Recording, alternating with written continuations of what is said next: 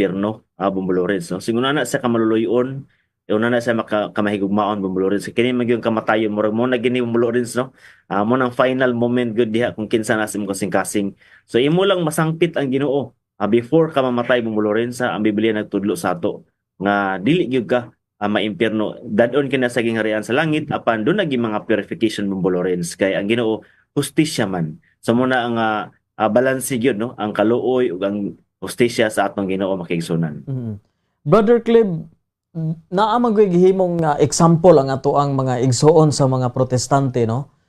Nga o sa ubang mga sekta nga katulad yung duha ka buok gilansang sa cross kilid sa isig kilid ni Jesus atol sa crucifixion. Naman gyud usa ato nga nagbasol, no? Giingnan niya nga karon dayon uban ka kanako sa paraiso. Ngano daw nga wala naman tumiagi lagi purgatorio katong maong gilansang sa cross sa kilid ni Jesus.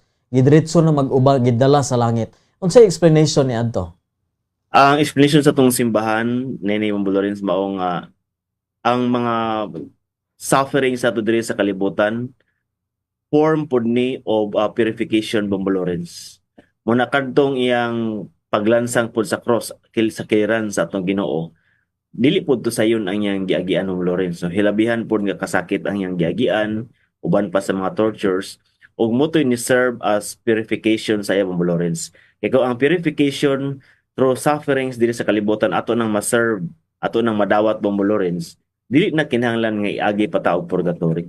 So muna nga kadtong maong kawatan sa kiliran sa Ginoo, diretso na siya sa paraiso Bumbulorin sungod kay ang iyang mga penalties, no?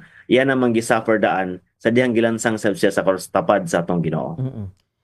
Brother Clive,